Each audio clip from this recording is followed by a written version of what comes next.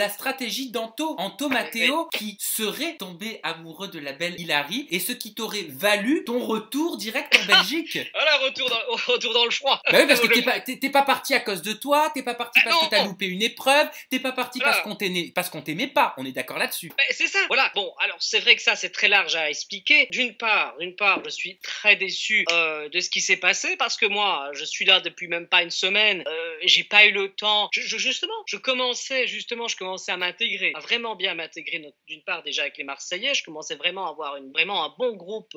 J'étais vraiment bien avec eux et voilà. Et du jour au lendemain, ben voilà, je dois subir les éliminations à cause d'Anto qui fait apparemment exprès parce que je pouvais pas tout savoir ce qui se traficotait, c'est évident. Bon, ils parlent tous entre eux. Bon, je suis pas toujours là partout non plus, quoi. Donc du coup, moi je suis là et puis après ce que j'apprends, c'est qu'Anthony fait exprès de perdre sa battle pour entre guillemets sauver Hilary, donc sa copine de 3 jours entre guillemets, pour la faire garder dans l'aventure et rester avec elle. Donc du coup, il fait exprès de perdre son épreuve, ce qui nous oblige à devoir supporter les éliminations dans notre famille. Mais ça c'est une trahison, c'est totalement une trahison pour toi, tu l'as dit sur Twitter. Je l'ai dit sur Twitter, je dis sur Twittos, je l'ai dit en 15 000 caractères. Pour moi, c'est un comportement qui est inconcevable dans une émission de compétition de tricherie.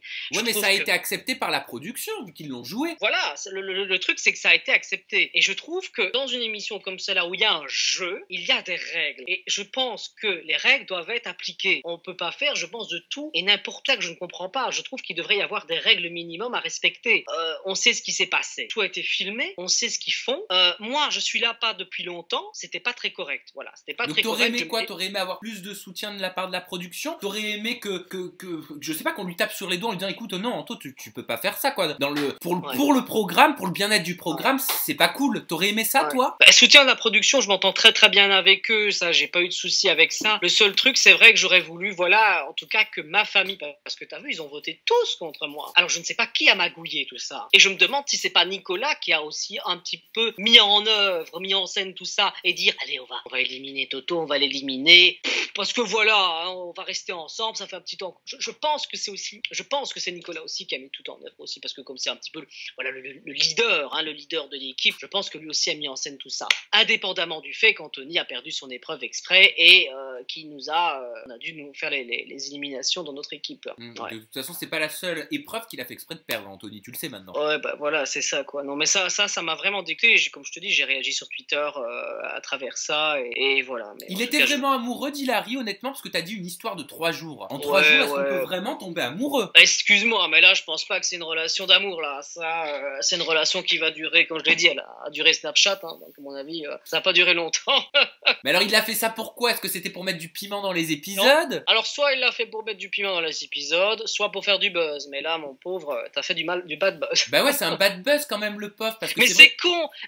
Mais pourquoi ne pense-t-il pas? Il faut penser quand on fait quelque chose. Mais c'est ça, quoi. Il y a des gens qui vont regarder, il y a quand même une compétition aussi quelque part. Il faut penser aussi à tout ça. C'est pour ça que le reste du monde, je l'ai dit, si je peux aller chez les Marseillais. Mais alors, c'est quoi ton but, toi? Comment veux-tu aller? Bon, tu vas me dire, il y a bien Hilary qui est chez les Marseillais, et il y a bien Adixia qui est chez les Marseillais également, mais bon, elles, c'est parce que elles sont devenues Marseillaises de par le temps. Ça fait des années qu'elles font ça fait 7 ans bientôt pour Hilary.